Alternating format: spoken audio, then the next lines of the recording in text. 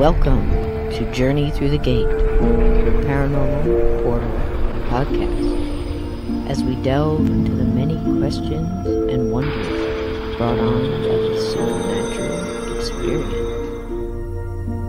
What's on the other side of the gate? Let's find out together.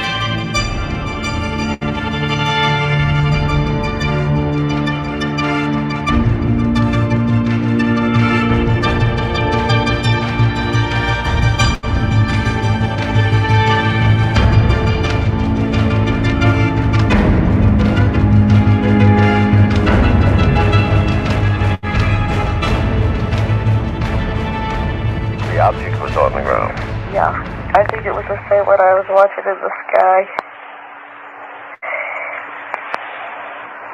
And there were trees, and there was a path, and there was this clearing. And this object, the clearing I could see just about filled up the clearing.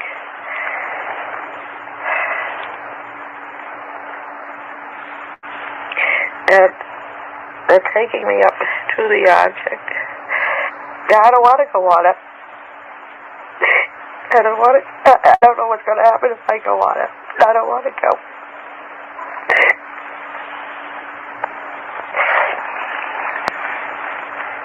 And I go up the ramp,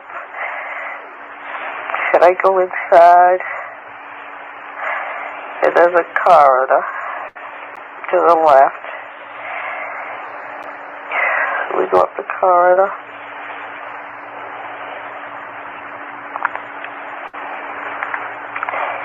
And there's a room. And they start to take me in the room.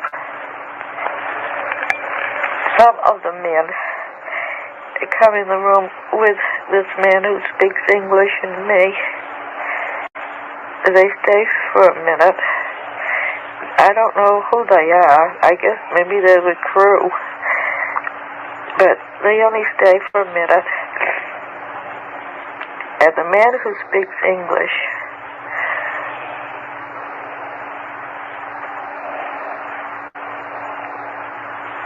is there. And another man comes in. I haven't seen him before.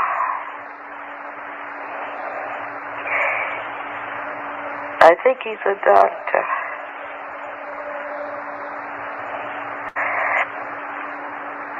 And they came in the door. And I think he's got, I don't know how our nervous system is, but I hope that we'll never have nerve enough to go around kidnapping people right off the highways like he's done. And he tells me to take off my dress. And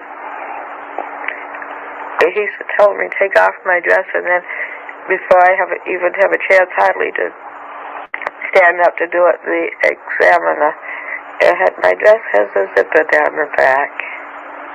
Down the back? Yeah, it has a zipper down the back. And the examiner unzips my dress. It goes way down to my waist, the zipper does. And so I slipped my dress off. And so I don't have my dress or my shoes on.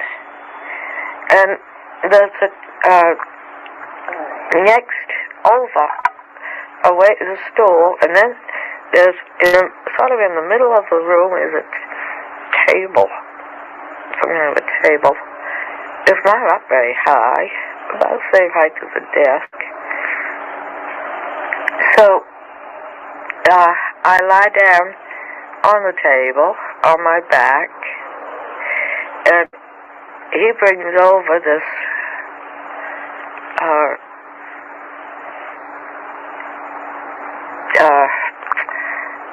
how can I describe it? They're like needles. There's a whole cluster of needles, and each needle has a wire running from it. So then they roll me over on my back.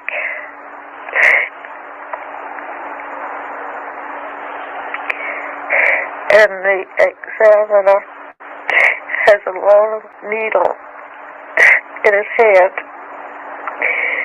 And I see the needle. And it's bigger than any needle I've ever seen.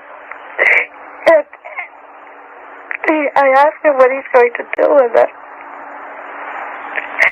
And he said, just a simple test to won't hurt me. And I asked him what. And he said he just wants to put it in my navel. It's just a simple test. And I told him, no, it will hurt. Don't do it. Don't do it. And he said, no, it won't hurt. And he sticks a needle into my navel. And said,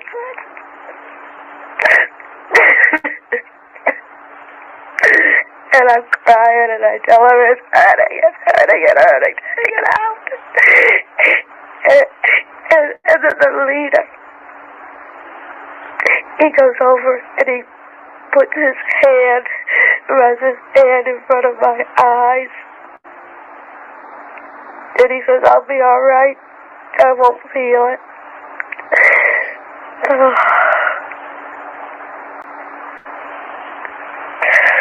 And all the pain goes away.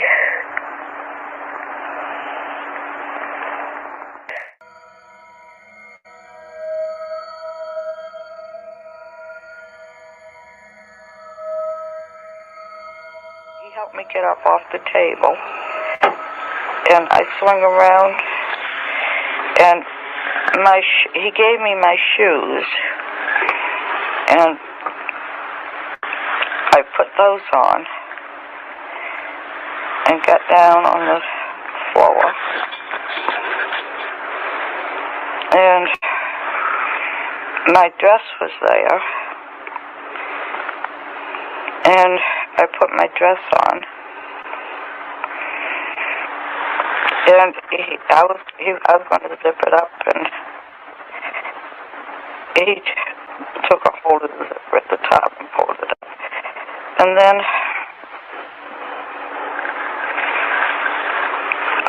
I said, I can go now. I can go back to the car. And he said, Barney isn't ready yet. And so then I began to get worried, and I asked him why it was taking so long with Barney. And he said, well, they were doing a few more tests with him, but he'd be right along in a minute. And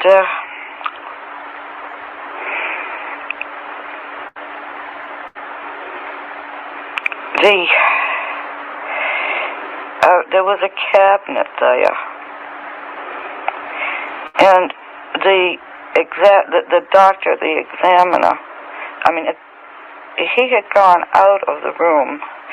There was just the leader and me there. So there was a doctor there, you say?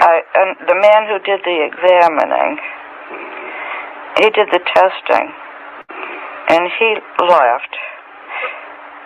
And so there was just the leader and me. And so I felt, I was grateful to him because he had stopped my pain. And now I wasn't afraid at all. And so I started talking with the leader. And I said to him that this had been quite an experience. It was unbelievable that no one would ever believe me, and that most people didn't even know he was alive, and that what I needed was some proof that this had really happened. So he laughed, and he said, "Well, what kind of proof did I want? What would I like?" And I said, "Well, if he could give me something to take back with me, then people would believe it." And so he told me to look around, and maybe I could find something I would like to take. And I did, and there wasn't much around, but on the cabinet there was a book, a fairly big book. So I put my hand on the book and I said, "Could I have this?"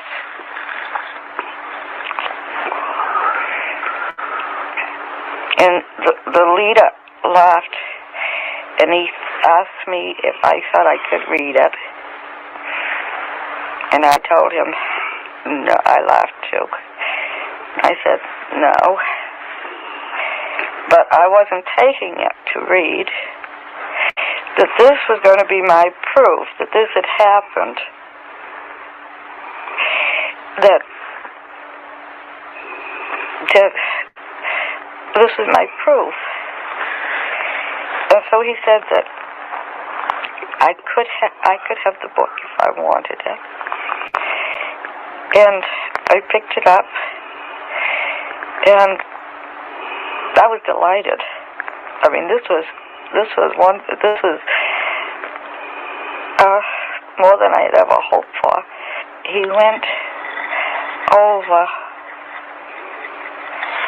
across the room to the head of the table, and he did something. He opened up, it wasn't like a drawer. He sort of did something in the metal of the wall.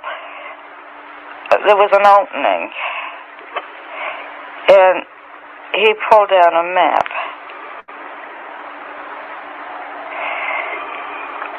And he asked me, had I ever seen a map like this before? And I walked across the room, and I leaned against the table, and I looked at it. And it was a map it was an oblong map. And he said that the heavy lines were trade routes. And then the other lines,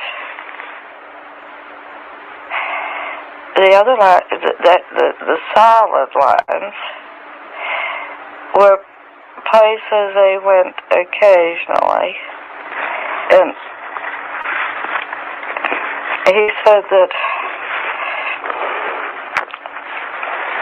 broken lines were expeditions. So I asked him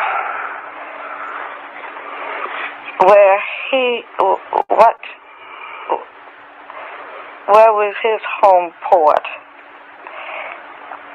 And he said, where are you on this map?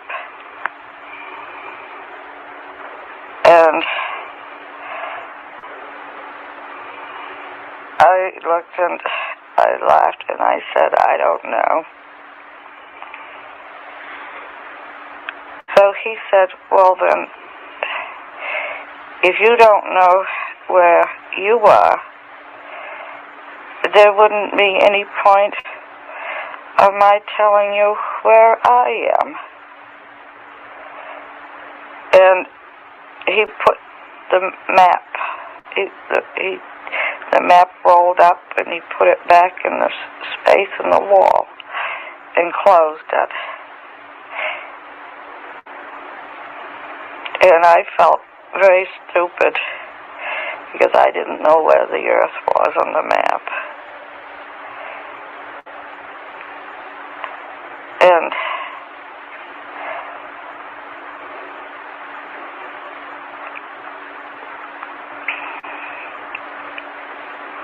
I asked him, well, could he show me? Could he open up the map again and show me where the Earth was? And he just laughed.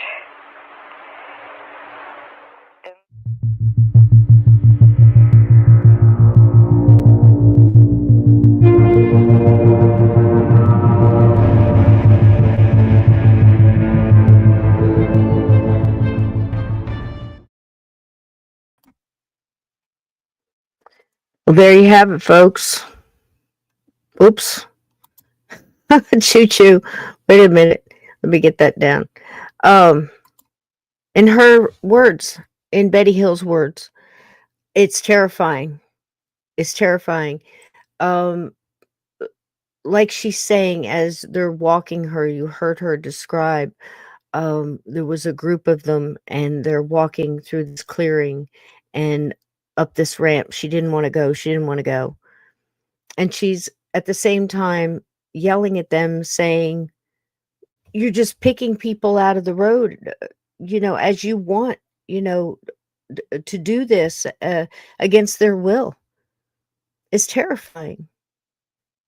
They're in there telling her basically what she's going to do and what she's not going to do. We're just going to do a few tests and let you go. Do you not think this is horrifying? What if it was you? Has it been you? Have you ever had an experience like this? This is the experience that got me when I was a kid. Sure, I read about stuff in Fate magazine or your paperback here or there, But this is the one that got me when I got a hold of this book and read what they went through. And I think I was maybe 11, 12, somewhere in there, and trying to decipher why they were remembering the way that they were remembering. At one moment, Barney Hill was a rabbit and the bear was after him. His mind would not let him remember completely how it peeled back. It's an incredible story, but this one scared me to death. Last night we watched together the UFO incident, and tonight I've asked my friend, Mr. Steve Stockton, to come in here and tell me what he knows of the Betty and Barney Hill story. Are you ready, my friend? Oh, is that a thumbs up or a 1 minute? One more time. Now I couldn't tell if it was a thumb or a finger. Don't get old, folks. I'm telling you. Get in here, Mr. Steve Stockton. Hello, honey.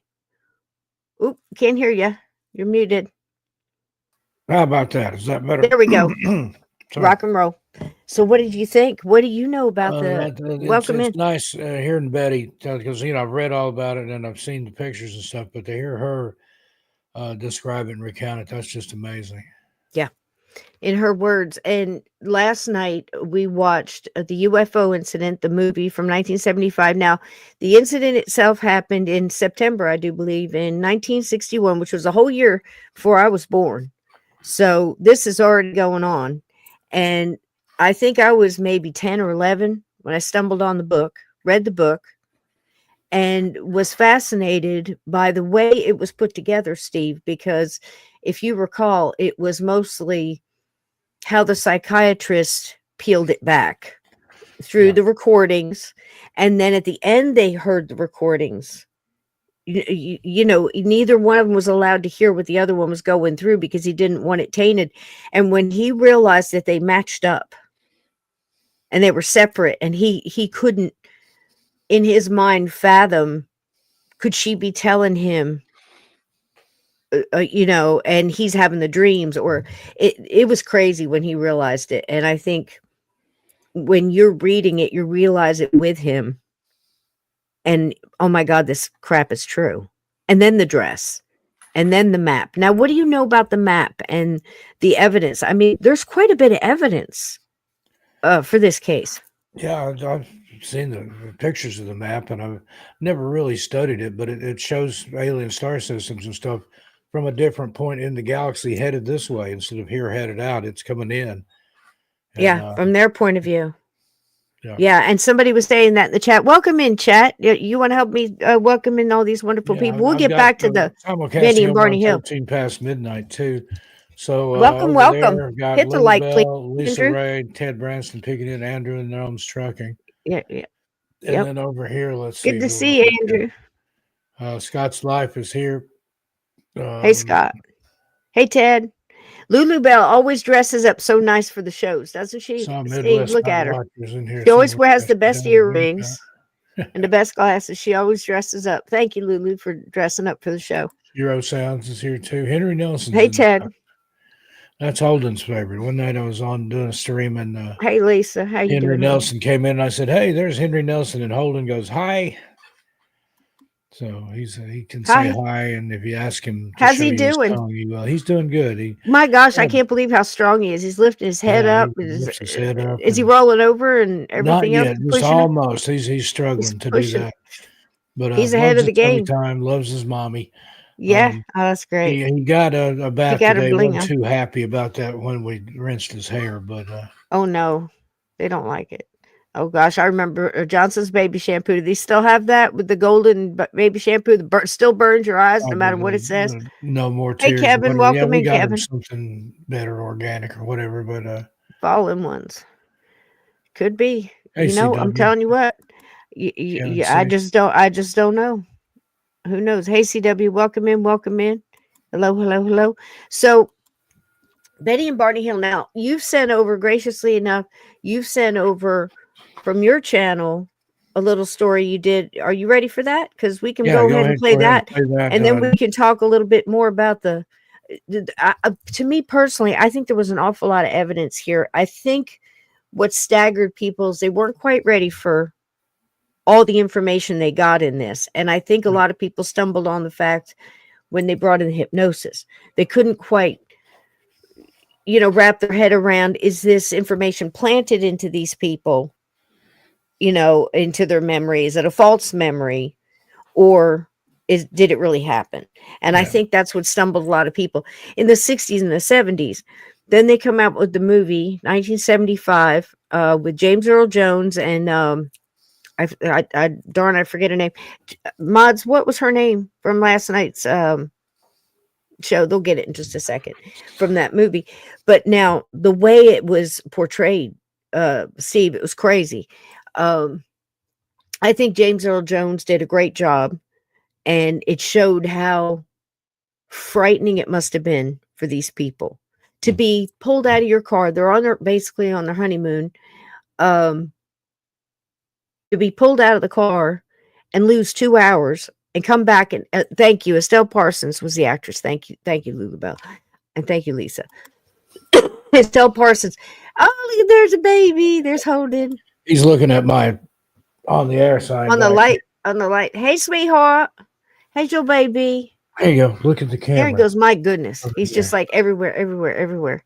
Little cactus, little He likes the cactus studio onesies. lights up here. He likes the monitors. Yeah, I've got that neon Baby! sign back there, and Look at the he's baby, look at the tiny fascinated with little that. fingers. There Look at he the is. fingers, look at them cheeks. Hi, sugar. Look at that hair. Holden. Hair Hi, thin straight up baby. when we watched today. He Hey, likes the baby. studio lights up there too. Yeah. Can you say hi to It's lots Sysco? of light. Lots of Say lights. hi. Hi. My goodness, a big old world. Hi, He just baby. woke up, took a bottle. So this is my son. For anybody that hasn't met him before, Who doesn't Holden know, Chandler Stockton. this is Holden. He was born Holden Stockton. He's already September 5th investigating. of this year. Look at all the hair. He's turned 2 years old. Yeah, he's got some crazy hair going on there. I don't know if you can see that. Go or not, but- Navy. Wow. My goodness. Look at all that hair. My goodness. Hi, sugar. How you doing? Say hi to everybody. You say hi. There we go. There you go. Big old hi. A big old hi. How's Mama doing? Mama doing good? Yeah, Mama's doing great. Good. He's starting to vocalize quite a bit, and he laughs and plays, and he's kind of sedate right now. He's milk drunk, I think. He just had a bottle. So He's milk drunk. Yeah, he's a little guy, Hi. Scott says. Say hi. Hey, so sugar. Hi. What you doing, Holden? Let's go. She's your My fairy goodness. godmother. Yeah, that's me. Hi, babies. What you doing? Hey, Oh he's my trying to goodness, really? Really? Tell her all about it. Yeah. You see yourself out My there. goodness, you're gonna have your first Thanksgiving. You just had your first Halloween, now And, your first Turkey Day. he's about already got Christmas presents, so he's going to have a big first Christmas. Got a lot Oh of my God! play school Fisher Price stuff. And, Pictures with Santa. got a new tree this year. Your pappy could play Santa. Look at that beard. Look at that. He could play Santa Claus. Go Navy. Is there a Navy game? What's going on? I don't know. Is there? I keep seeing Go Navy. Go Navy's watching over on 13 past midnight. Oh, okay. Hello, Go Navy. How you doing? Fussy there. Hi, Togo. Hey, Sugar. Say hi. Can you say hi? I know it's scary. We're gonna play one of your daddy's stories. You want to hear your daddy tell a story? I bet. I bet you get a lot of Mommy those. wrote it, Daddy You like the narrated little- it, and you- illustrated it, and Love ya. Let me see if I can find that one, Steve. I think it was loud enough. Oh my goodness! Oh my goodness! He's breaking wind right now. He said you better play that. Let me see. If I can find the Actually, right it may be button. more than wind. There may be a. He's probably scared. He knows I'm going to start hitting buttons here. He's pushing something out. I think. We'll know in a minute when the smell wraps up. No, it might have just been gas. Might have been gas. I know I had it because you sent it to me. Hang on, let me go fetch it. Let me fetch it. He always decides to evacuate when I'm holding him. Yeah, he's filling his diaper. Must be something about you, Steve. We don't know. Hold on. When did you send me that? It was the first thing. You sent it to me before you sent the okay. That one thing that sent twice, that real long thing, that's where I'm stuck in that. I'm stuck in there. Okay. Should be right here. Did you finish? All right, there we go. Now. Hey, Senator Frankenstein. All right, guys. I think I can find the right button now. Is that it? Yep. Here we go. I'm going to have to incident. step away for a minute. I got a dirty diaper situation here. Reported in 1947. One of the most notable is that of Betty and Barney Hill, an American couple who became famous in the 1960s for claiming to be abducted by extraterrestrial beings. The Hills were driving back to their Portsmouth, New Hampshire home on September 19, 1961, after vacationing in Canada. While driving through the White Mountains, they noticed a bright light in the sky that seemed to follow them. At first, they thought it was a shooting star, but it soon became apparent that it was something else entirely. As they continued to drive, the light grew closer and brighter, and eventually they could see that it was a large, disc-shaped object that appeared to be hovering above the treetops and was utterly silent. Barney stopped the car, and they got out to look closer. According to their later accounts, The Hills saw several humanoid creatures looking out at them from the craft's windows. These beings were described as about 5 feet tall, with gray skin and large wraparound eyes. They were wearing black uniforms and seemed to be communicating with each other in a language that the Hills could not understand. Terrified, the Hills fled to their car and left as fast as possible. They began to experience strange sensations, including a tingling sensation in their bodies and a buzzing sound in their ears. They claimed the car was vibrating and the steering wheel was becoming difficult to control. The Hills realized that they could not account for 2 hours when they returned home.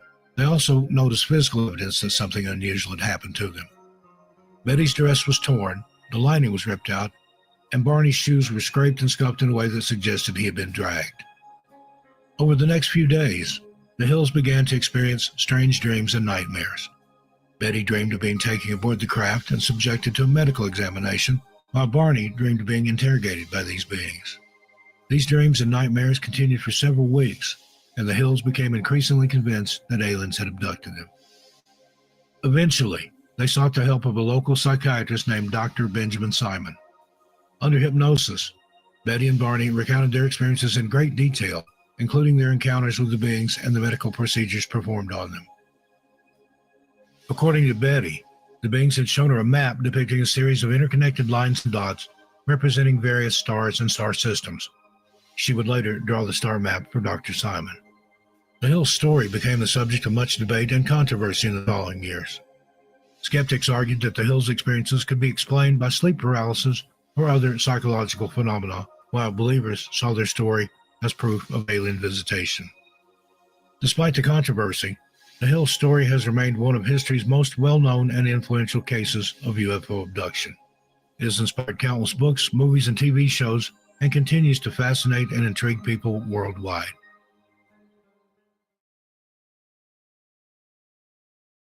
No one seems to know this, but Amazon actually has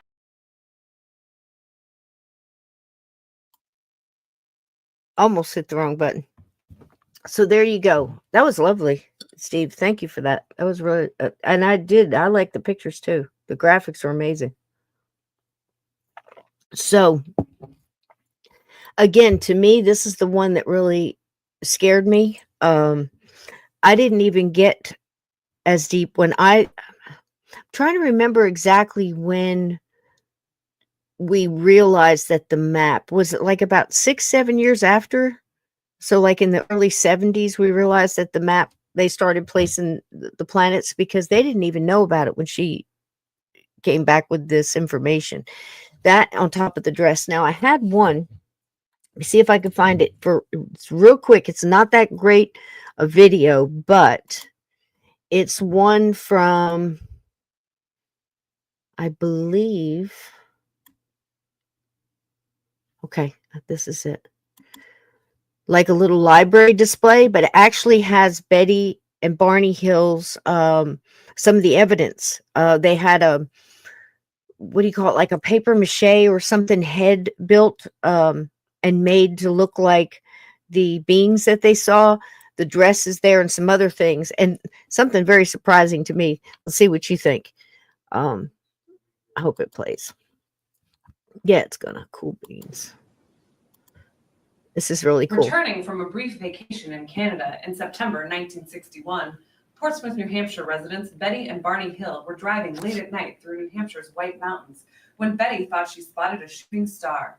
The dress. Minutes later, the light in the sky moved erratically toward them, and what happened to them in the next several hours would make UFO history and change their lives. To learn more about what happened to Betty and Barney and other fun facts from UNH history, be sure to check out the just this close up of Elizabeth Taylor's bosom. Until November 18th. It's just focus in on Liz Taylor. I don't know why. I don't know who the photographer was there. That was funny. So interesting, right? The dress. I don't know exactly what they found when they tested the dress. I do remember them saying, they couldn't say that anything on there was not of the earth, or I don't know if any definitive tests were made. I don't know. Does anybody know that in the chat? Because listen, this has been decades, 50, 60 years since this happened, right? 60. And, you know, the more the decades go by, the more we uncover. So if anybody knows anything that, up to date information, I think the map and their testimony on tape, there's hours and hours of tape. The book has a lot of it. I don't think it's, everything. The movie has quite a bit of it. It follows the book. And there's been countless podcasts and interviews, some with Betty later on in life. And I have a couple of those, but I wanted to add in some of the ones that came along after the fact. Now, we started one last night, and I don't know how much Steve knows about this one, but the Valentich disappearance. This young man gets in a Cessna, and I believe it's out in Australia, and it's a little like hop, skip, and a jump. It's almost like what do they call these where they have like just like a taxi? It's just going to pick up something and hopping islands. Short little distances, and so a routine flight, right? And he disappears. He sees something. It's a light. I'll let him tell the story in a way. And the way it happened, I said it this last night, and I'll say it again tonight. If you know anything about the Amelia Earhart story and how she disappeared, she had someone else on the plane with her. I don't want to say co-pilot. I think he had something else like a navigator or something along the lines. She had a recording of her last transmission on the radio. And I believe she went out whistling, trying to keep, her balance. It's very sad. This young man, very similar to that and the pilots that disappeared in the Bermuda Triangle. There was quite a few of them all at the same time. Do you remember the story? And it reminds me of all of those. And I'm thinking, my gosh, if I can just off the top of my head think of those, what the hell is going on? Bob Noonan, is that one of them? So let's see if we can pull this up, and we'll get Steve back in here. Let him take his time. This is a short story, but it's a good one. Part 2. I want to go into this one. Hold on, I'll get it. Here it is. This is good. Welcome to Sightings. I'm Tim White. It's real low though, sorry. Turn it up. Father in Australia makes a pilgrimage to the place where his son disappeared. Even though Freddie Valentich has been missing for close to 20 years, his father has not given up hope. He believes that one day the extraterrestrials who took his son away may decide to bring him back to Earth.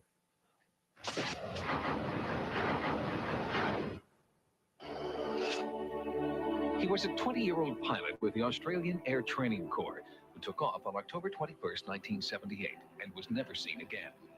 Freddie Valentich took off from Moorabbin Airport in Victoria, bound for Cape Otway on King Island. 45 minutes into the flight, the control tower in Cape Otway received an alarming SOS. Valentich was on a collision course with a strange craft he could not identify. According to the tower, the radar screen was clear.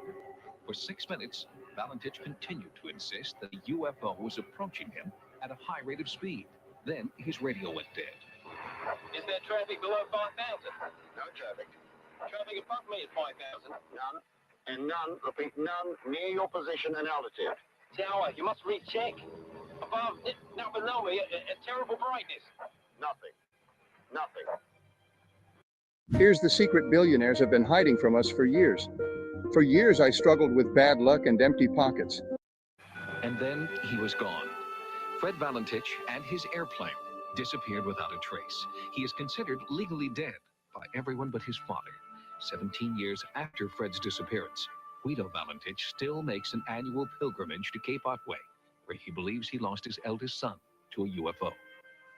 that particular day I was supposed to be with my son on the airplanes, and I feel a little bit sorry that I didn't go, because in my mind I felt that if I would have been with him, perhaps one would say the situation could turn out slightly different. Why would a father return here every year on the anniversary of his son's disappearance and reflect on the possibility that his child had a close encounter with a UFO? Because, Guido Valentich says, knowing Freddie, it's the only explanation that makes sense. He was hardworking and honest, a straight shooter who knew how to fly. His future was to be a commercial pilot. He had about close to 200 hours flying. The last time I spoke to him was that morning, the 21st of October, at the breakfast table. And as he went out, I remember Dick was saying to me, you know, the last word, he said, "Oh, it's got to be a beautiful day to fly today." Freddie's flight plan that warm, cloudless evening took him over the infamous Bass Strait, an area known as the Australian Bermuda Triangle. There had been other disappearances, reports of mechanical failures and magnetic anomalies, but Valentich was the first pilot to ever report into the control tower that he was in the presence of a threatening UFO. His voice told the controller to take this SOS seriously. Tower, it's not an aircraft. Repeat, not an aircraft known to us. Unidentified vehicle is a green light at terminus of upper cylinder. Out of projection appears to be aluminium or some other light metal. Windows are unmistakable. I see 4 other lights from the interior. No, not windows. Some other observation area. Tower, he's playing a game. The actual tapes of Freddie's communication with the tower were considered top secret, and Guido Valentich was allowed to listen to his son's last words only one time. Soon after, the tapes were erased. A version of the tape transcript was leaked to the media by anonymous airport personnel. Valentich gave a complete description of the type of craft, the shape, the portholes, what it was doing, how it was buzzing him, circling him, going off at great speeds, disappearing, coming back. And he was in constant contact with the tower over this period of time until 7:14, when all of a sudden he said this was approaching him and bathed him in a green light, the plane and everything. And then there was a metal scraping sound, and he just disappeared off the face of the earth, the plane and everything. You believe me, Log? Sure do. We know it's Valentich. Thank you, Tower.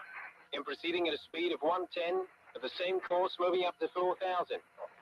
Wait, engine faltering. I've got rough idling, should make con.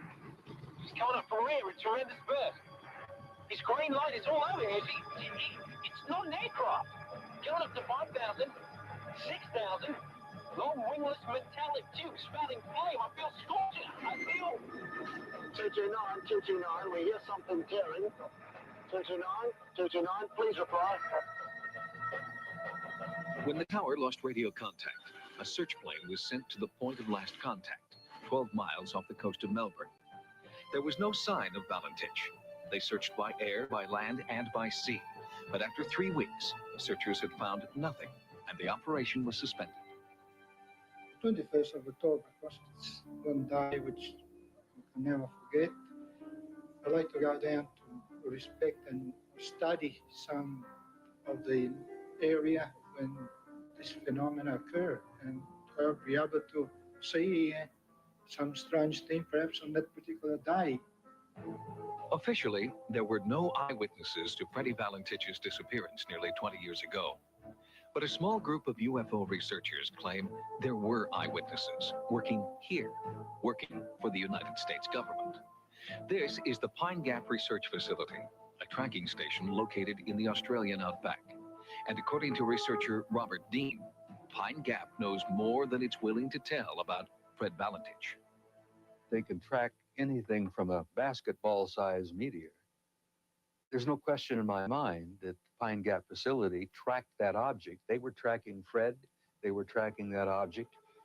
God knows when the truth will come out. But I think Fred was grabbed.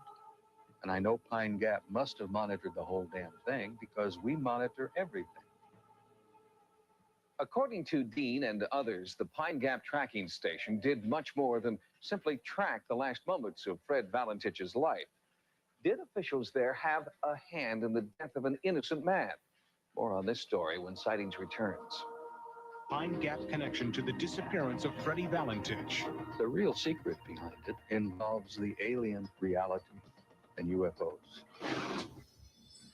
A fiery, oblong UFO, no wings, no observable propulsion system, soaring above Australia at unbelievable speed.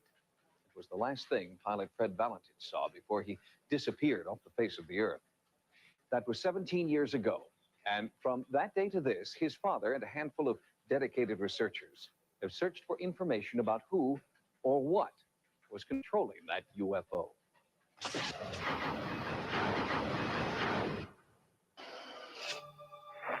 229, are you on a collision course? Over. No, it's still at my side. It can hang motionless, orbit over and under me. Proceed, 229. Wingless too, she is. Maybe 100 feet long, with a green blast, sometimes green vapor. These were Freddie Valentich's exact words to an air traffic controller when he encountered an unknown object over Australia's Bass Strait. He disappeared minutes later. Now, a small but convincing group of researchers believe that Valentich's encounter must have been observed and was then covered up by a super-secret government tracking facility at Pine Gap, Australia. Anything that comes in from out there in space on the planet is immediately picked up, whether it's a meteor or whatever. If it's one of our own satellites, if it's something we don't know, immediately they pick it up, they monitor it, they photograph it, they track it. That's what Pine Gap does. Robert Dean is a retired United States Army Command Sergeant Major. In his 27-year military career, Dean claims that he was involved in several top-secret military operations concerning UFOs. Your program has got a hold of a tiger by the tail here when you start looking into Pine Gap. And I must be honest with you that the Pine Gap facility and all that it's involved with is probably one of the most secret installations in the world. The NSA is involved, the CIA is involved, and the National Reconnaissance Office is part of that. Hey, check this out. So I stopped buying random lotto tickets and started doing this instead. They call it a joint space defense facility, but it's a hell of a lot more than that. But other experts insist the location is simply an advanced satellite communications facility. Most governments don't even publicly admit that they are involved in satellite intelligence operations. That's probably about as close as any government is ever going to go to saying that they're involved in signals intelligence collection functions. Well, I can tell you that as a result of 30 years of my personal research, the fact that I am ex-military, the fact that I still have a bunch of old cronies in sensitive places, the real secret behind it, the real undercover, unannounced, unpublished operation involves the alien reality and UFOs. The Pine Gap Research Facility has never commented publicly on a possible link between their operation and Freddie Valentich's disappearance. But this photograph suggests there is a link. It was taken in the same area at nearly the same time Valentich disappeared. If the eyes and ears of Pine Gap are as powerful as Robert Dean suggests, they must know something about the UFO snapped by amateur photographer Roy Manifold. But quite a clear night. It was cool. We had the fire going in the front room, and everything just seemed normal that night. And I'd taken the photographs, and I'd taken the 6 consecutive ones. And I'd walked inside, and I just come inside. Oh, I was only been there about maybe 5 minutes, and I heard an airplane pass overhead. The airplane was Freddie's Cessna, just moments before Valentich's fateful UFO encounter. On his 6th frame, they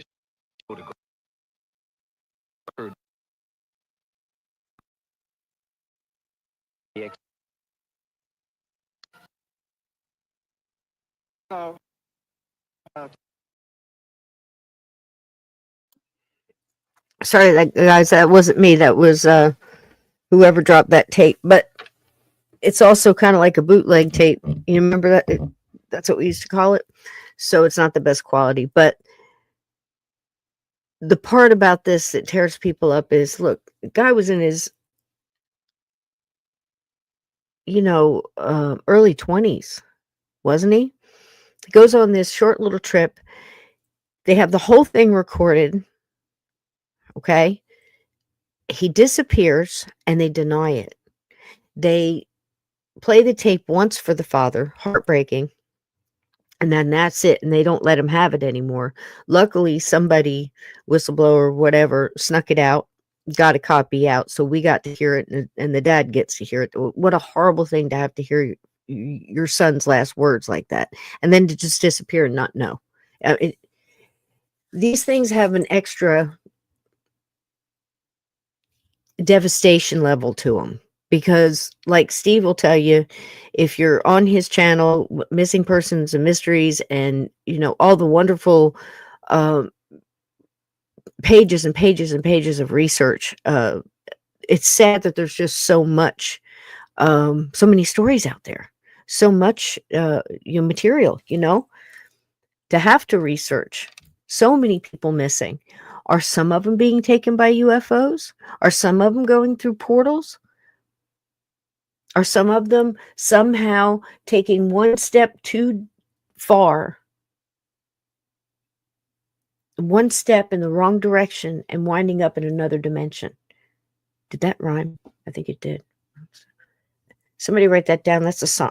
That's lyrics for a song right there. It sounded good, didn't it? But that's always just mystified me. And I think it goes back to listening to stories from, what you would consider elders, or, the older people having conversations, and hearing my grandmother saying things like, don't go, if you're walking in the woods, that depth of respect.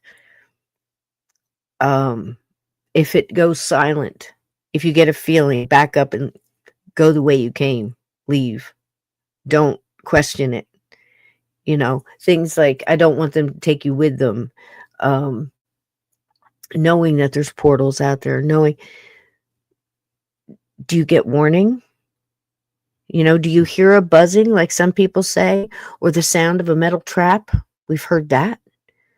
Or perhaps a sonic boom like you get with breaking the sound barrier.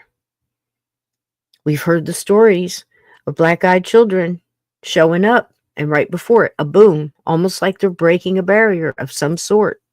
I can't explain it. You could get experts from all over, physics, quantum, whatever, and we still couldn't explain it. First of all, we'd never all agree, because everybody would want to be right. But the fact remains the same, just like Led Zeppelin. The song remains the same, baby. From 1961, Betty and Barney Hill had absolutely no business in 1961 coming out and putting the spotlight on themselves, for obvious reasons. That's just the truth. That's just fact. 1961. Betty herself says that she worried deeply because she was staying the same. She was staying in her town. She was living in her town. She had her friends. She had her clubs. She had her job. She had her house. She said she was living in the same house that her parents had, or at least neighborhood, right? She had a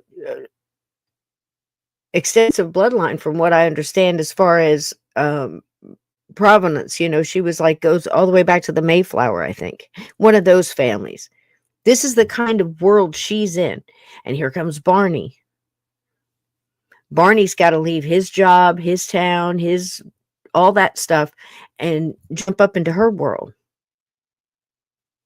Right? And go shopping at the grocery store, and go to the movies, and go down to the diner, and, get that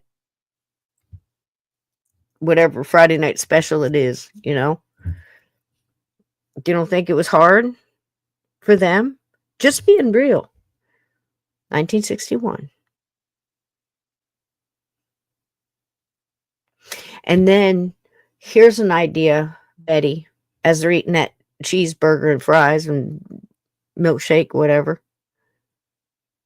Let's pretend that we were abducted by a UFO. We'll tell the story. We'll pretend we don't remember. But, we'll reach out and we'll tell a couple of the right people and we'll get them involved and we'll keep at it until finally they come up with some kind of idea to get the story out there. They don't know anything about hypnosis until they meet this doctor. How would they have a plan to get their story out if they don't know anything about hypnosis? It's a good question, right? Steve, what do you think about that? I'm back. Sorry about that. Had a code brown 3-alarm diaper change there. Just when you think you're done, Yep. And speaking of wildfires, say a prayer for New Jersey because we're like surrounded by wildfires right now in New Jersey. Hope it doesn't get to Pine Barrens. Man, I'm telling you what, you can smell it too. People tell you that you don't really realize it until something like that happens, and it takes you back to all the different times. Takes you back to the riots in 1968. Yeah. Oh, the memory. When I lived in just outside of Portland, and tires burning in Northern California and Oregon, and there was days there that it was just hazed in, and Brooklyn. Oh God, the sun, and just like a little orange ball in the sky. And I remember in the 70s, man, it was like Brooklyn and New York was on fire every day, man. It was just, it would blow across and come over into New Jersey, and now you go outside, you can smell it smells like somebody's burning a bunch of electrical wires, Yeah.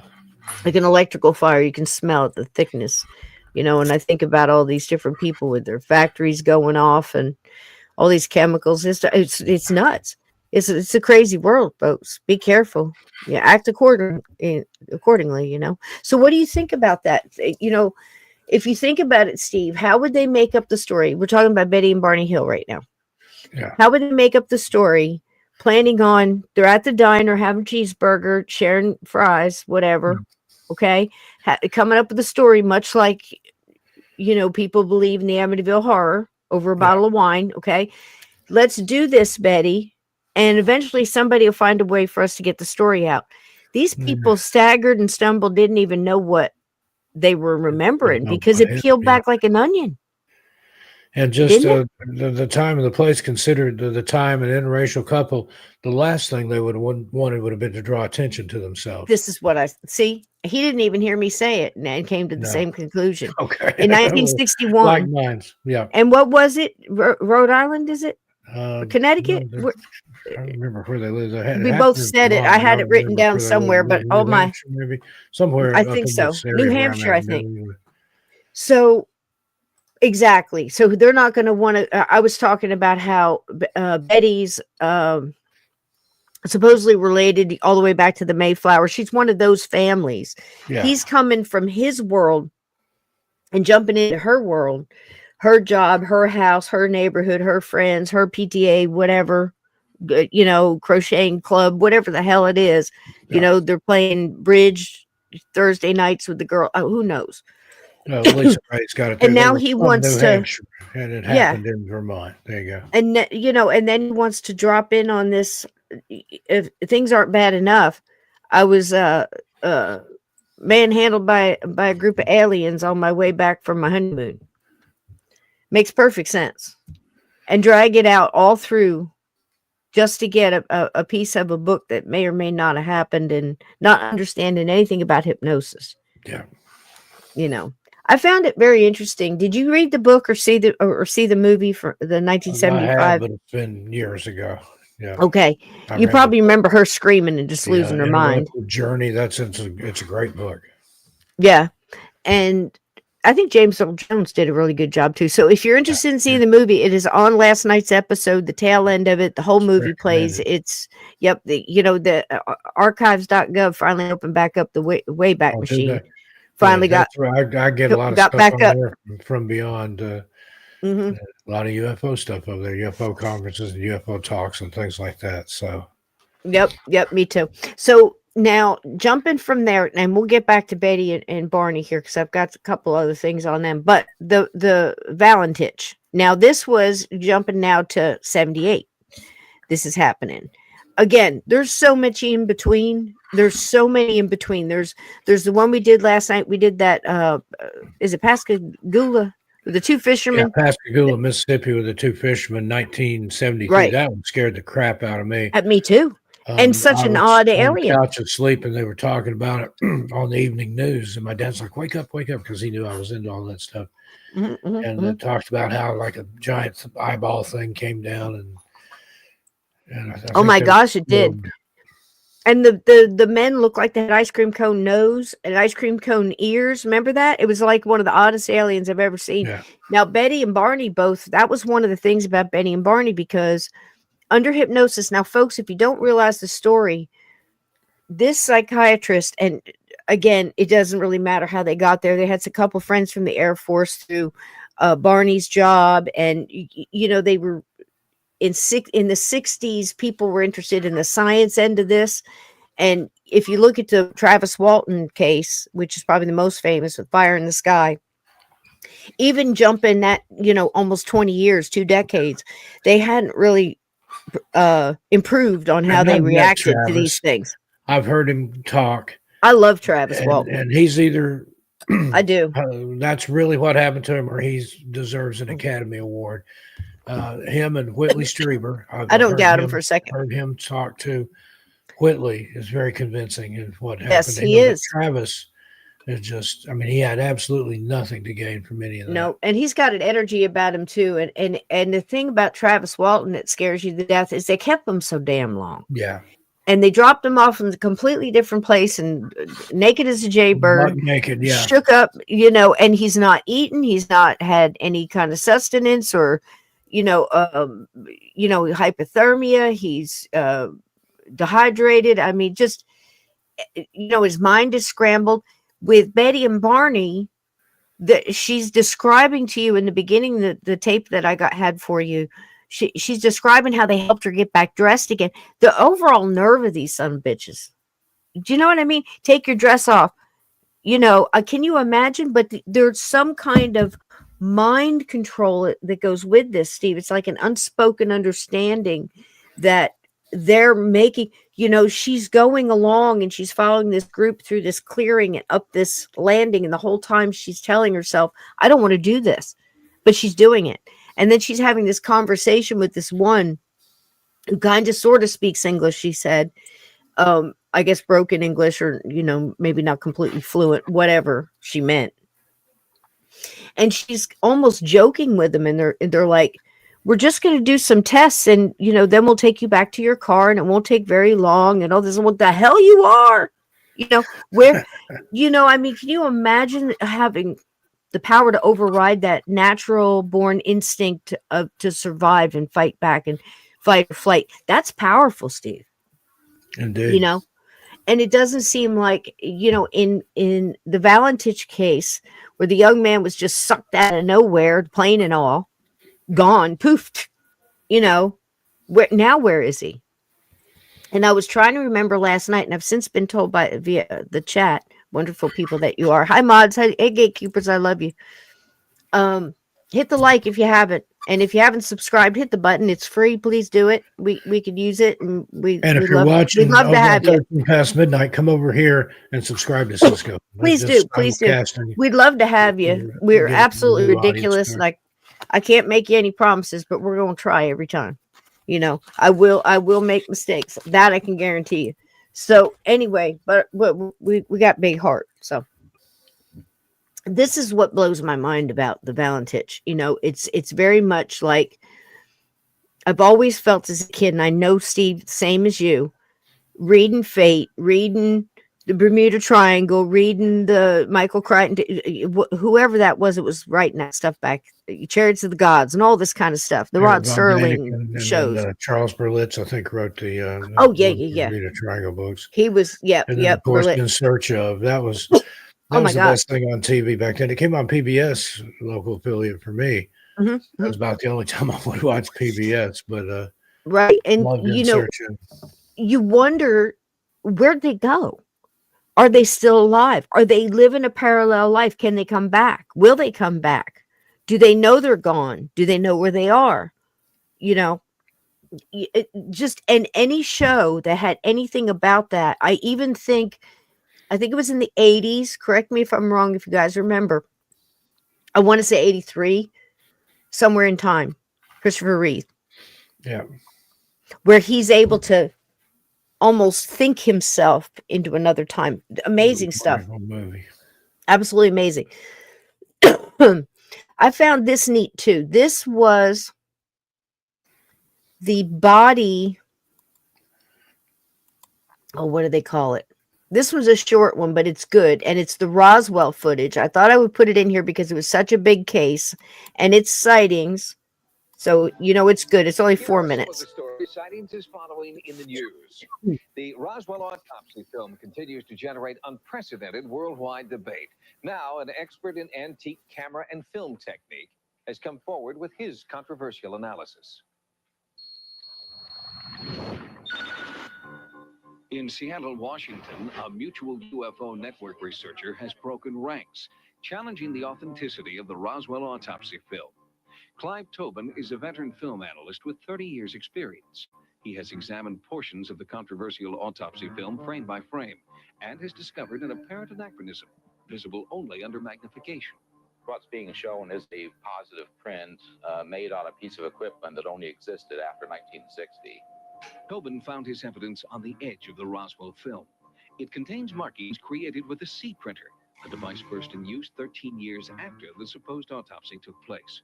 This is a video freeze frame here from the alien autopsy broadcast. This bit of film mounted in a slide mount is, by all reports, what they consider to be actual original film. However, if you see this characteristic footprint here along the edge, that is from a C printer. C printer was first made around 1960, so this film print, and it is a print, could not have been produced really in 1947. However, other researchers point to edge markings on the film that are consistent with vintage 1947 film, but Tobin does not believe this is an accurate method of dating. The edge printing could have come from some genuinely old film from 1947, where they just copied the edge printing and the edge date code onto this particular strip of film. Tobin feels that only a complete examination of the entire original film by a blue ribbon panel will put the controversy to rest. So far, the film's owners have refused.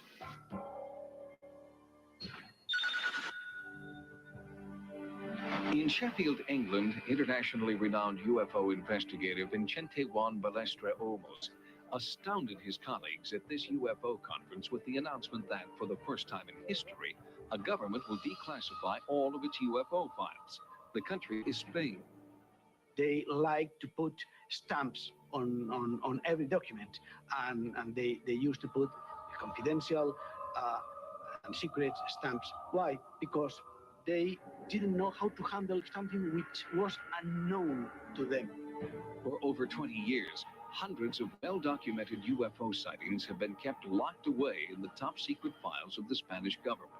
Olmos had been aware of their existence for a number of years, but had been denied access to any and all UFO materials. I presented a number of arguments and reasons why this subject is not military in nature. It should be open for scientific scrutiny and study. To date, 70 official Spanish Air Force UFO reports, classified top secret from 1962 to 1979, have been released to Olmos and other Spanish ufologists. By presenting his triumph at the Sheffield conference, Olmos hopes other ufologists will use his Spanish model to gain access to their own country's UFO documents. The effect will be good for ufologists because we will have access to a wealth of new information.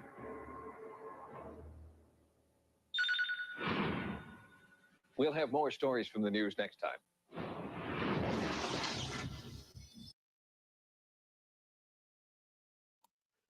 Well, there you go. That's the one I wanted to throw in the last time we talked about this subject, but I thought I would throw it in there because here's the thing. Through the 70s and the 80s and the 90s, it really started ranking up in the 90s. The 70s and the 80s was getting more into the satanic panic and all that kind of stuff. the horror slasher movies started coming out. But we really got doses of the UFOs if we weren't getting them from everything we've already mentioned, the sightings and unsolved mysteries later on, the twilight zones, those kind of things, the night galleries. Then we really weren't getting big stories.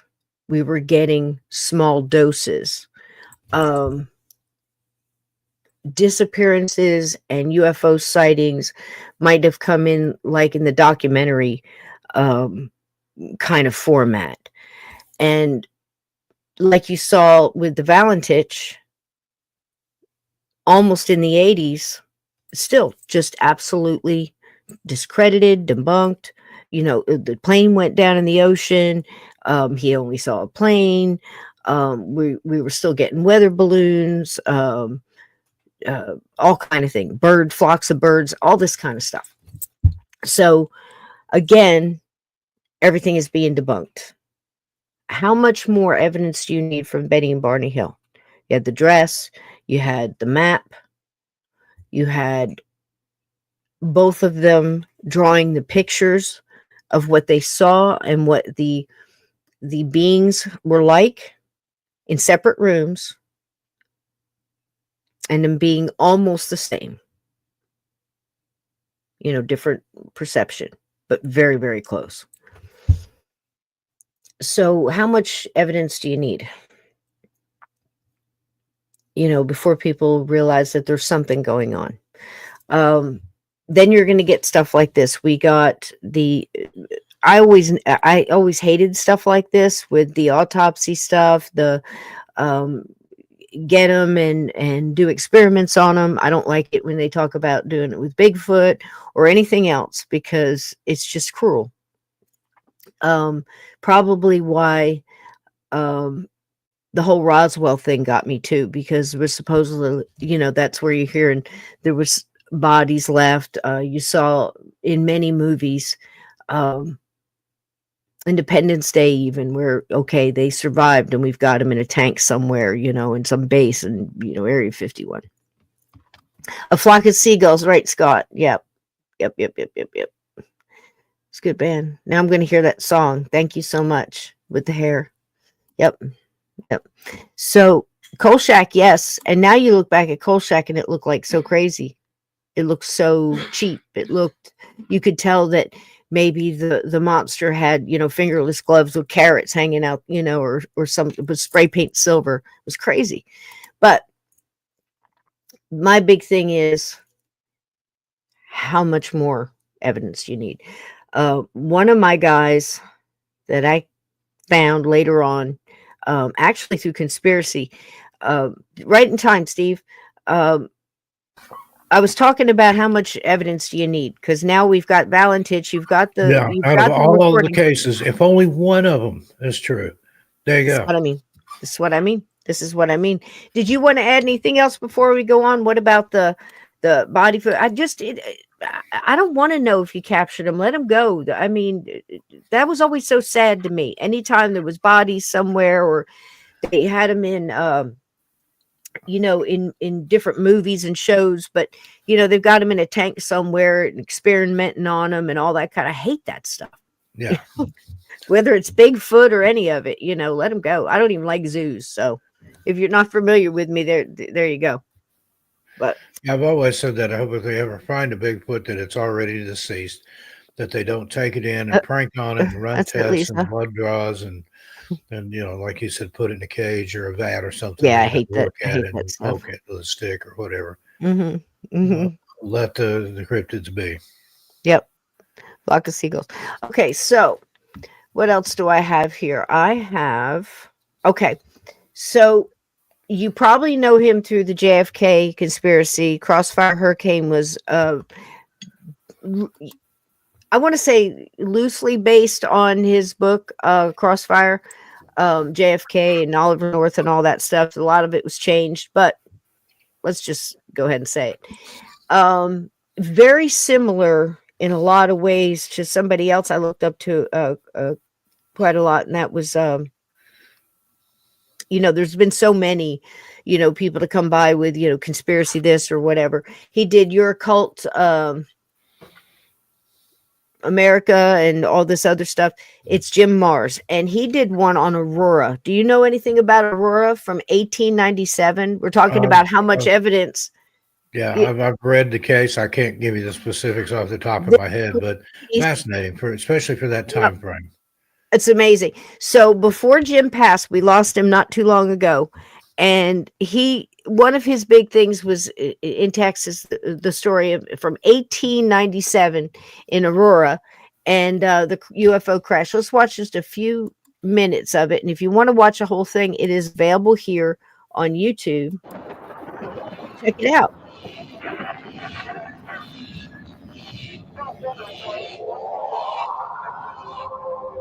Flying saucers, unidentified flying objects, UFO.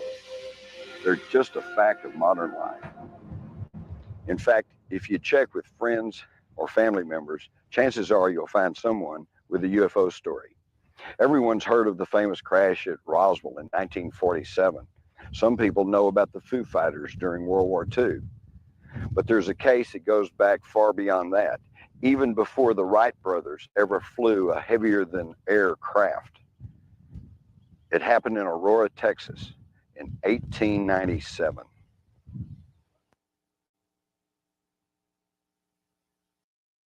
All right, so listen up. State Farm was trying to charge me $197 for car insurance. No, thank you.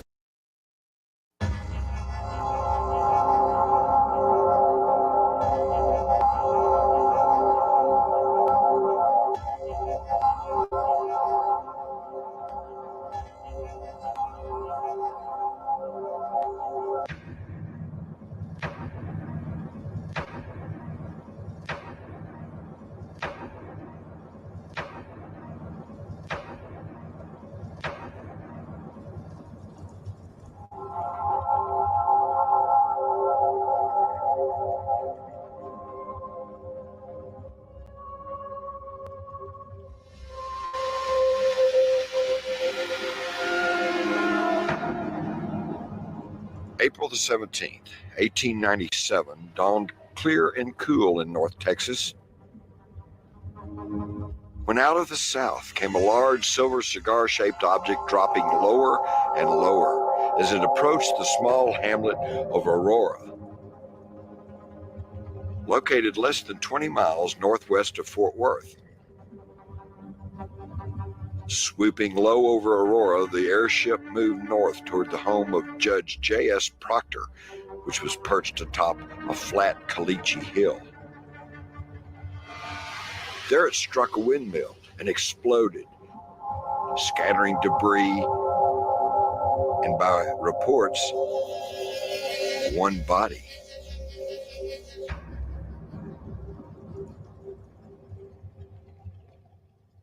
Or did it? Despite straight-faced coverage in the local newspapers at the time, the Aurora UFO crash has continued to generate controversy even till today. Here's what I know about it. In the spring of 1973, Bill Case was aviation writer for the now-defunct Dallas Times-Herald. He wrote a series of articles about the Aurora crash after being told the story by Hayden Hughes of the International UFO Bureau. Case immediately looked up the April 19th, 1897 article in his newspaper's microfilm library. The story stated, about 6 o'clock this morning, the early risers of Aurora were astonished at the sudden appearance of the airship which had been sailing throughout the country. It was traveling due north and much nearer to the earth than before. Evidently, some of the machinery was out of order, for it was making a speed of only 10 or 12 miles an hour and gradually settling towards the earth.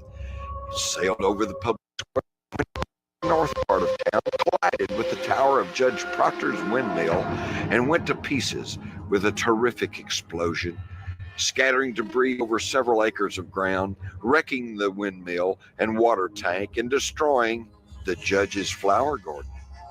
The pilot of the ship is supposed to have been the only one on board, and while his remains are badly disfigured, enough of the original has been picked up to show that he was not an inhabitant of this world.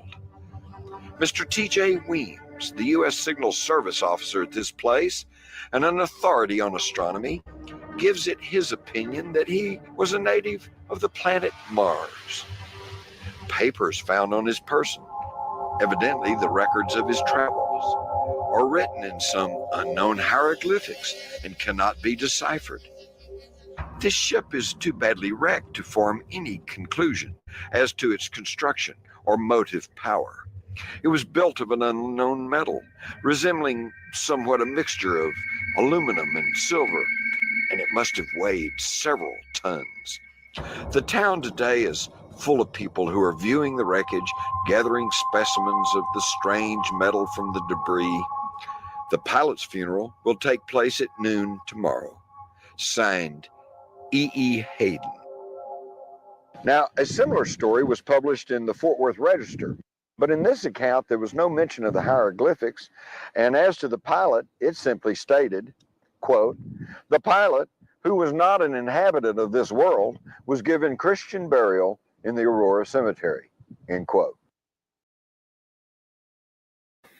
Well, there you go. And Mr. Jim Mars. Now, if you want to see that just look it up, Aurora, Texas, Jim Mars, and it'll pop up and you can watch a whole documentary. It's great. And I think it's one of the last things that Jim really wanted to get finished and done. We lost him to a heart attack not very long after that. And it's quite the story, isn't it, Steve? Indeed. Like I said, it's just extraordinary, especially for the time. And 1897, and they're saying in there that he passed. They gave him a Christian burial. I know that Jim was going around and they were trying to get permission to find out exactly where they were buried. And while they were filming this documentary, they got moved or something. I mean, it's very intriguing. Go in there and watch it. I mean, it's a full length documentary, and it's it's worth the watch. So there's another one. So again, we go all the way back there. Decades and decades, I mean, a century. And we're still, it's not enough. Do you recall there was a story about some African children that saw a UFO? Do you remember this story? Their playground. Yeah, they were outside and had an encounter. Did you Quite have a some video few. for that one? Yeah, and quite a few witnesses now. I mean, how many do you need? I figured, gosh, if you have a whole schoolyard full of people, and it's still, oh, we're crazy. There's no such thing. There's no, last night we were talking about some of the people that say there's no, they have a very small box, I guess they stay in, where they'll say they're only extra interdimensional. They're not interplanetary. They're this, they're that. I think people do that with ghosts too. They're demons. They're this. They're trickster elementals. They're made of green jello. Whatever their idea is, right? And it's just weird that people just can't. Okay, something's going on. Somebody's lying to us. Just spill the beans. What's going on? What deal have you made? Why can't we know? Why are you still saying after all these decades we're crazy? And there seems to be no evidence will suffice. No amount of witnesses. You know what I mean? And it has such a huge effect on the people that are experiencing these things. How many people have you talked to that have had an experience, Steve? More than I can count. Right. Myself included. I've seen things in the sky. Can you imagine, though, being taken up like a Travis Walton? Gone 5 days. Very little memory of it. It doesn't come back all at once. You're disorientated as all get out. You don't know where you've been. You don't know what these people that are all yelling and making a big fuss, what they went through. Right. Yeah. And at the same time, you've got people that are actually in a situation where they're being blamed for it. Or in Travis Walton's case, the crew was accused of murdering him, hiding the body. Yeah. You remember? Yeah, they had to take polygraph exams and everything. Polygraph, yeah. And scared to death. And look at the one guy, the one that you brought up, the Pascagoula or whatever. I can never say the name, but the two fishermen. That one guy was slap batshit crazy. I mean, he was. They said he was climbing the walls. He give me a Bible, get me out of here. And he didn't talk about it after, if I recall. So you sent over the one. Oh gosh, is it in New England near you? Can you see that? Yeah, I think I can pull it up. And there's quite a bit, it seems, of look, 1639. 1639. Can you believe that? 1639, first reported sightings, right? Here we've got Massachusetts Bay Colony Governor John Winthrop recorded the first UFO sighting in America in 1639. Look at that. I mean, Cynthia Everett, 1808. She was 24-year-old Massachusetts woman working as a school teacher in Camden, Maine, 1808, recorded in her diary a somewhat similar account. Her entry on July 22 reads, about 10 o'clock, I saw a very strange appearance. It was a light, which proceeded from the east. At the first sight, I thought it was a meteor, but from its motion, I soon perceived it was not. It seemed to dart at first as quickly as light and appeared to be in the atmosphere, but lowered toward the ground and kept on an equal distance, sometimes ascending and sometimes descending. And this is also where the Benny and Barney Hill incident happened, Steve. Yeah, got a marker there in New Hampshire. Yep, look at it. Yep, man, and you're just driving down the road. Look at the road, this normal road, and all of a sudden something comes out of the, lands in front of you. That's what happened with Indrid Cold and that guy who saw him outside of Point Pleasant, West Virginia, Steve. He's just driving down the road and bam. So you've got quite a few. Was there another one in here you wanted to spotlight? Go back up the Exeter incident right there. I remember reading about that one. All right. On September 3rd, 1965, one of the most famous UFO events of all time occurred in Exeter, New Hampshire. As with the Hill incident, this was also turned into a 1966 bestseller by John G. Fuller called Incident at Exeter. Fuller reports that a policeman patrolling Route 101 just after midnight stopped to check on a woman parked beside the road. The restless woman claimed that a flying object with red flashing lights had been chasing her. A few hours later, an 18-year-old man arrived at the Exeter police station and claimed that while hitchhiking along Route 150, he had seen a line of 5 bright lights over a house about 100 feet from where he stood. He said the lights moved out over a large field and disappeared and reappeared behind trees lined several times. After driving to the site with the young man, the same policeman witnessed the lights, as did another officer who arrived a short time later. Over the weeks that followed, authorities received about 60 reports of UFO sightings near Exeter. Debunkers have claimed that the described light patterns would match those of an Air Force KC-97 refueling plane, but officially, the Exeter sightings remain a mystery. So there you go. Wow. Yep. Look at there. Yep. And isn't it weird? I mean, again, through evolution and, reverse engineering and everything else, they certainly have improved in shape. And go by there, the Allagash abductions. That's a good one too. Which one here? This one here? That okay, sure. All right. Let me see if I read can get it all the way up. Go ahead. You want to do it or you want me? The Allagash abductions, 1976.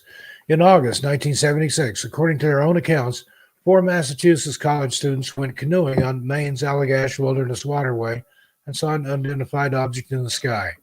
They described the sighting to a ranger the next day, but weren't taken seriously. It was suggested, in fact, that they had seen a searchlight that was being used to celebrate the grand opening of a hardware store in Millinocket. The students continued their trip and did not talk much about their encounter until years later, when one of them, Jim Weiner, started having seizures. Weiner claimed to have had visions of humanoid beings levitating above his bed, poking him with needles. Under hypnosis, all 4 men described small gray aliens taking them aboard a spacecraft and performing medical examinations on them. The 1993 book, The Allagash Abductions, made momentary media darlings out of the quartet, who appeared on the Joan Rivers Show and Unsolved Mysteries. In 2016, however, one of the men, Charlie Rack, said that although the group really did see unidentified flying objects twice during the canoe trip, the rest of the story had been made up, but his former friends dispute this. So who's to say? Who's to say? I mean, it's that's It was a part good of it book. too. Sometimes people buckle under the whole Yeah. getting teased and everything. Well, I brought up supposedly last night. sometimes the witnesses are threatened. You say this, Yeah. you made this up, or we'll do something to your family, or Or something the Men like in Black. Or the Men Yeah. in Black. How many times have we heard that? They show up and say, "You'll stop talking about this," or Yeah. "Give me all Or the they would tapes, have give me your an phone, give me encounter, your." and before they report it to anybody, they get a knock at the door or a phone call telling them not to talk about what they just witnessed when they hadn't even mentioned it to anyone. That's Yep. you're Yeah. getting into some John Keel territory there, but Exactly. apparently it happened. Exactly. I mean, that reporter that he actually that he met, I think he showed up there because of her stories that she was writing on the Mothman and different things that were happening in Point Pleasant, West Virginia. And they were really harassing her. They'd wait outside her office and really put a lot of pressure on her, And then it seemed like after a while they got a little bit more emboldened, and you started to hear where they weren't being as cordial anymore, Yeah. a little bit more stern. More threatening, yeah. And you were And talking then about Kolchak earlier. John Keel is the real life. Yep. What gave him the idea for Kolchak the Night Stalker. Yep. All right. So I mentioned that about the kids seeing everything. So if you guys want to go get snacks or something like that, this is a good one. And I believe it is also a sightings. I think so. Yep. I think so. Yep. I love Tim White. All right, here we go. How many witnesses do you need, folks? How many kids do you need to take off in different directions and all come back with the same story? What do you need to convince, what do we need to convince these people that don't think, that think we're crazy and are wearing tinfoil hats? Maybe we should be, Steve. I don't know. Of a major UFO sighting I've got it up as high as I can. It was particularly intriguing because the eyewitnesses were school children who had not had any exposure to popular press accounts of UFOs. No prior knowledge. On September 14, 1994, something flashed through the sky in southern Africa, alarming a few and confounding everyone. It was a UFO. 2 days later, 62 school children in Roswell, Zimbabwe, claimed they had seen a UFO land in the schoolyard. It was dismissed as fantasy until one UFO researcher began insisting that the children were telling the truth. This object landed with the 3 or 4 things beside it, and then a door opened, and this little man got out, a hat on, a black suit. Cynthia Hind is one of Africa's leading ufologists. She interviewed the children the day after their encounter and had them draw pictures of the Are you strange kidding me? A visitors little they had man seen. in a black suit. They were very slim, the suit was black, but it was the eyes that was frightening. It's In crazy. 1995, Hind brought worldwide attention to the Ruwa children when she presented their case at the 8th International UFO Congress in Sheffield, England. Why don't they try and form some sort of panel? Not necessarily Americans, it could be United Nations, to check out these stories. Why would 62 children lie? In Ruwa, a few weeks after the conference, a full on-site investigation began under the direction of Harvard professor of psychiatry, Dr. John Mack, who is now producing a documentary film about the Ruwa encounter. It was silver, and the ring around it was red. Was red. Did light come from the whole thing, or There are lights around here. lights along the edge there? How many of the strange beings did you see? I saw one over here. They had eyes like that, and they were kind of just like looking at us. They were like kind of astonished at what we were. Felt scared. It felt scary? What was scary about it? Well, felt scared because I've never seen such a person like that before. They experienced very powerful encounters with these beings and were left with the rather disturbing fact that this seems to be what it is. And it seems to have no other psychiatric explanation. More disturbing still was what the children told Dr. Mack about the purpose of the alien visit. It was a dire warning Mack had heard more than 100 times before from people in the United States, half a world away. And yet their doomsday scenario was being repeated to the last detail by the Ruwa children. Fungi, what do you imagine is his reason for visiting Earth? I think it's about something that's going to happen. Something that's going to happen. Yes. What I thought was maybe the world's going to end. Maybe they're telling us the world's going to end. I think they want people to know that we're actually making harm on this world and we mustn't get too technologized. How did that get communicated to you? I don't really know, but it just popped up in my head. Pollution. He never said anything. It's just that the face is the eyes. They looked horrible. And the eyes, the horrible look, had that information that you just told me? Yes.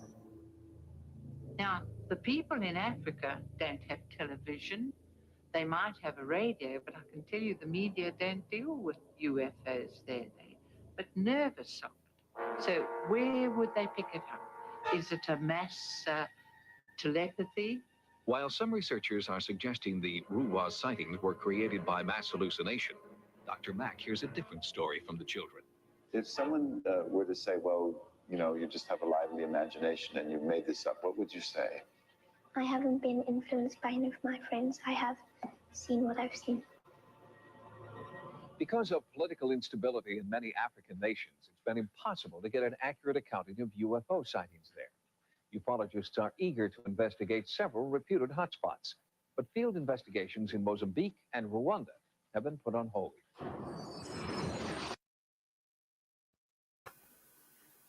Such a good TV show. Finally, homemade Manjaro makes your pants drop in just 1 week. Muted. Sysco. That's a bold claim. Makes your pants drop. In 1 week. Slow date. So anyway, that's crazy. So how many 62 kids all saying that they saw the same thing, you know? And again, not enough. I just don't understand how these things get shoved to the side and, you know, it's the next headline. It's the next thing. And we seem to forget that they happen in such a, look at all the ones that you brought up. It goes all the way back to the 1600s. And we know it goes further than that. It's in the Bible. It's in all these old ancient Egypt, petroglyph. Drawing cave paintings of flying saucer looking to things. And, you know, regular oil paintings and, you know, frame paintings and things. And they tell us none of this exists. So how are they able to pull off like the greatest hoax ever? And last night I was talking about different groups. Like we have people that are saying, okay, well, they're all this or they're all that, just like ghosts, just like anything like that, just like cryptids. They're all this or they're all that. Who's working with who? Is there a bad group? Is it a good group? Are they here to destroy us? Well, they're taking a sweet time doing it, aren't they? I mean, is something stopping them? Or, you know, is it some kind of deal? Maybe that's it. Maybe they've made a deal so, you know, they won't completely annihilate us if they let us, if whoever lets them use us like dolphins, you know?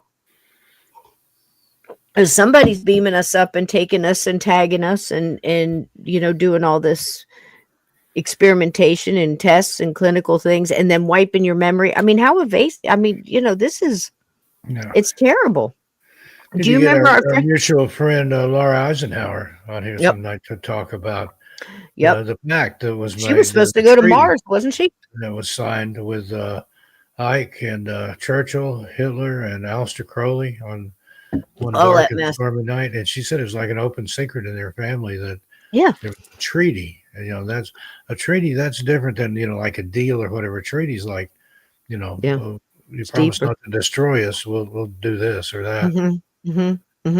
It's almost like a CYA covenant. You know, it's like a cover your own ass covenant. You know, they're just going to, hey, well, meanwhile, we don't mind sacrificing all these people as long as we get what we want. So can you give us some, you know, good technology and equipment and show us how to use these lasers and all this other stuff? I mean, we're starting to see a burst in technology now where we've kind of had a lull for a little while. So again, we've heard that it was holding that back as well, where the, you know, the big boys got to play with it, but none of us did. And that kind of, you know, it's just horribly evasive. I think it's terrible that they allow this stuff to happen. They know it's happening. And then when it does happen, they treat the victim the worst. They destroy their lives. They call them liars. They say they're making it up and they think they're crazy. And it's amazing to me how some of them even get out with half a brain, you know? I mean, that's a lot to go through. Look at how long Travis Walton's been going around doing the circuit, you know, trying to prove that he did it. You know, like it happened, and it's crazy. All right, what else do I have here? I have this is, we'll take a quick look at Betty toward the end here, where you don't really get to see. Oh, darn it. I tell you guys, there's a lot of buttons. It's not easy being on this side. All right. I think this is it. Yep. Okay. A little bit of Betty here. She tells you in her own Betty words. Hill, again. now 78 and fondly referred to as the grandmother of UFO abductees, will not make the 50th anniversary of Roswell. But her belief that a flying saucer went down in that desert has never wavered. In many ways, she says, it was just an ordinary UFO crash, carrying travelers much like those who encountered Betty and her deceased husband, Barney. September 19, 1961. Barney and I'm driving home from Montreal. Saw a strange light in the sky, which changed direction, came in, started following us. In an area known as Indian Head, it came out over the highway, stopped in midair. And Barney got out with the binoculars in an attempt to identify this craft. You know, the old-fashioned straw hats that men used to wear, the flat crown and the brim, that's what it was shaped like. And then along one side, it had a big picture window. And it had dividers in it. And as he's looking up at it, and he could see people standing in the windows looking down at him, and the craft began to descend, and he had the feeling they were trying to kidnap him. He ran back to the car. We went speeding down the highway to avoid capture. And then later, they were standing in the middle of the road, blocking our way. Can't imagine, This Steve. is what we saw when the car motor stalled out. I see. And they're separating and coming up towards us. This is your view then of the UFO people from out your car window? Right. Okay, so I count. This is our first view. This is about a half dozen there. Actually, there were 11. Talk to me about the features in here and what you remember. I mean, look at this one's face in particular. Tell me what we see I mean, there. you can see they're very human appearing. Yeah. Only here, you know, the eyes are wider spaced than ours. Okay. See? Right. The nose is smaller and a thin slit for a mouth. No hair, no protruding part of the ear. We were taken on board, and we were told to relax. No harm was going to come to us, and we did. And they did some testing of both Barney and me, and showed me the star map of where they were from. There it is. Oh, okay. This is the map you drew. Yep. Now, what? This is amazing because how much did you know about astronomy? Not a thing. About 6 weeks later, Barney and I had gone out in the evening, and when we came home, on the kitchen table was a pile of dried leaves, which wasn't there when we left. And when I went to clean up the pile of dried leaves, there was my blue earrings I was wearing that night. So the experience itself happened in 1961, but it was not known until a Boston newspaper reporter found out about it. and it ran for 5 days on the front pages of the Boston newspaper. I went on TV. I was questioned by F. Lee Bailey. And then I sat down and had lie detector testing in front of the whole country. And I had very, very high ratings for honesty and truthfulness. Whether you believe her or not, Betty still gets letters from well-wishers and UFO investigators the world over. This is an investigator from France. Sometimes there'll be a knock on her door, a fan dropping by for an autograph. And every once in a while, Betty will step out on the back porch to glimpse of what she claims is another visitor from far away.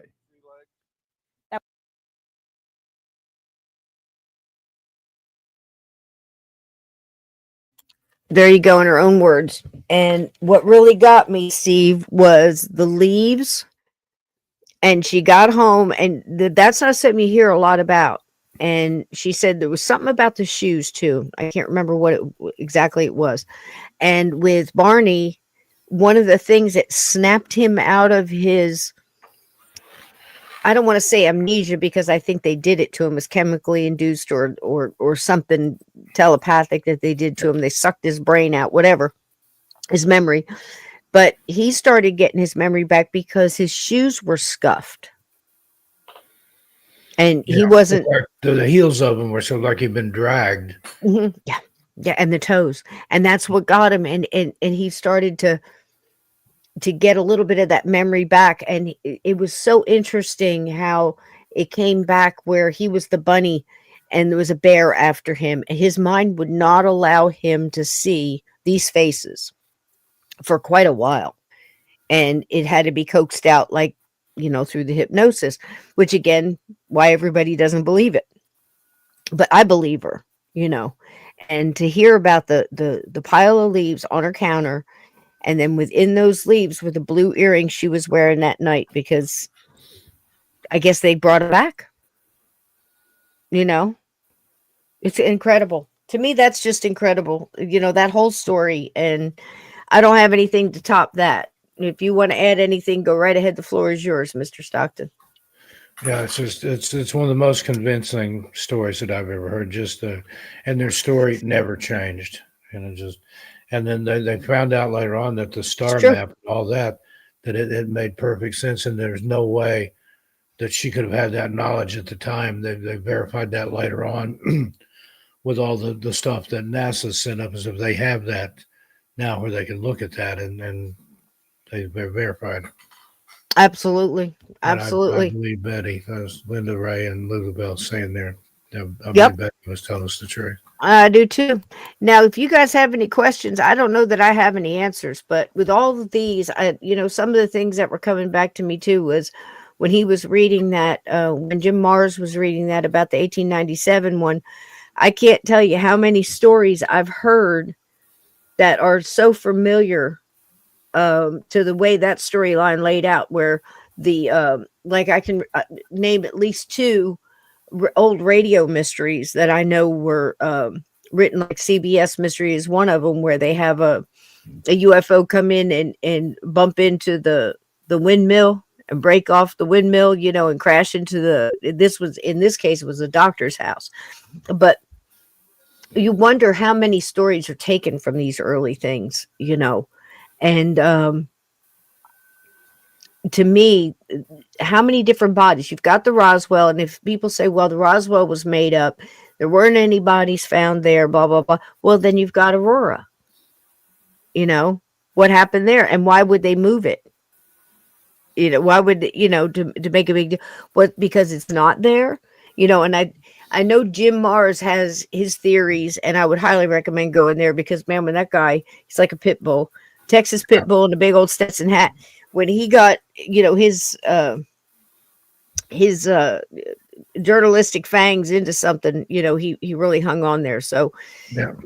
For the Aurora and for the JFK, I highly recommend anything that Jim Mars wrote, or, Our Occulted America is another one. That's a real good, which only means hidden, and it's all the stuff that's coming out now. So I hope he's looking down and seeing all the stuff that's coming to fruition, and, our William Cooper's as well. And, Again, I want to say here on this podcast, and you can back me up if you want, or you can research it. I highly recommend, don't believe me, research for yourself.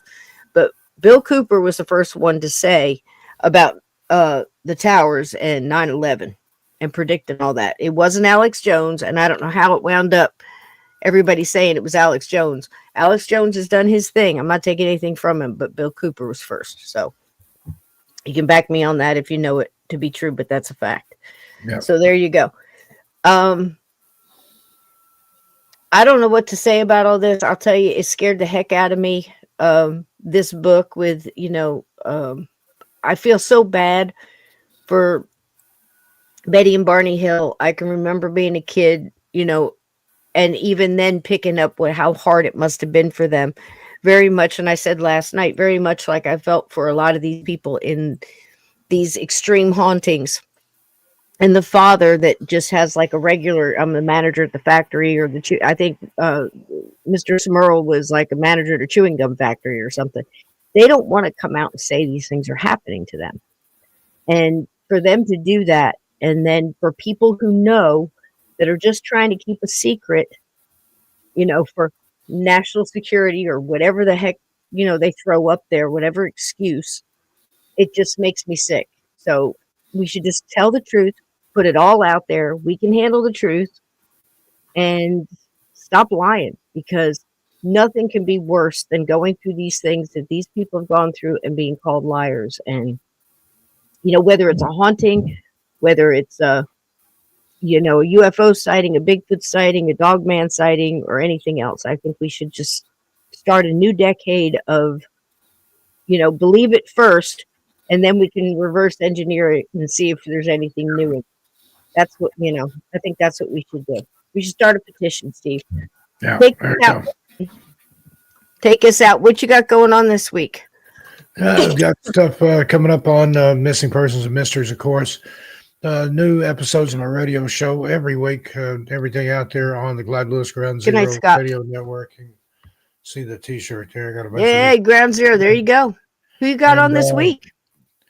I think it's the one with Catheta Cat Gray and I talking about nice wild men and wood boogers. Oh my goodness! Air last night, and they messed up on the radio side and then played an older episode. So, oh my goodness, we're gonna have to get together and get some of our old Thanksgiving stories, and stories of families gathering around again, and the old playing football in the street in the backyard or whatever, and the turkey in the oven kind of thing. And here it comes. Here it comes. All this wonderful holiday season. So listen, guys, I love y'all. I'm gonna play you a little something on the way out, and thank you for being here. If you haven't hit the like, please do. If you haven't subscribed, please do that. Also, I don't know what's coming up this week, depends on how I have to work, but I hope to see you in the middle of the week, maybe for a mystery or something else. So question go ahead, in the Steve. chat there, Lisa Ray wants to know if we think there's a relationship between UFOs and Bigfoot. I do. I absolutely do. Most places where you have a lot of sightings of one, you have sightings of the other. And sometimes at the same time, at or around the same time. Yep, and I have a couple of episodes on that. I believe Steve was on one where we had Tom and his dad on, and that they've done spent decades just researching that exact thing of how many Bigfoot sightings around UFO sightings and the like. So again, I say in some cases, yes. It's just like everything else. It's like, does a ghost do this? In some cases, yes. Some cases, no. It's like you can't really pinpoint it. But if you just say, you know what, I believe, and that all these things are possible, and things that I never thought were possible are really as commonplace as, it's hard to wrap your mind around it. Yeah. And I think it'd be so much nicer for people who are victims. Now, I've seen people that think they're victims and make up this whole thing. Listen, guys, they're easy to tell, they really are. Some people just want attention. So I wouldn't be afraid to believe and then discern afterwards. And, we've tried it this way, obviously, for decades, just disbelieving everybody and dragging them through the mud on top of what they've already been through. We need to try new tactics. So I love y'all. And here's a little space boogie on the way out. Good night, Steve. Give that baby big kisses for me and your darling wife too. I love you, my friend. Good night. We Be love well. you, Cisco. Good night, everybody. Thank you. Be good See humans, you, everybody. Wednesday night on From Beyond, and I'll see you tomorrow night over on Lee's channel. There Good you night, go. Ray. There Good you night, go. everybody. Take care. Be good humans out there, and listen. We got a golden age coming. Make the best of it. Act accordingly. I love you all. Good night. Good night, Steve. Good night.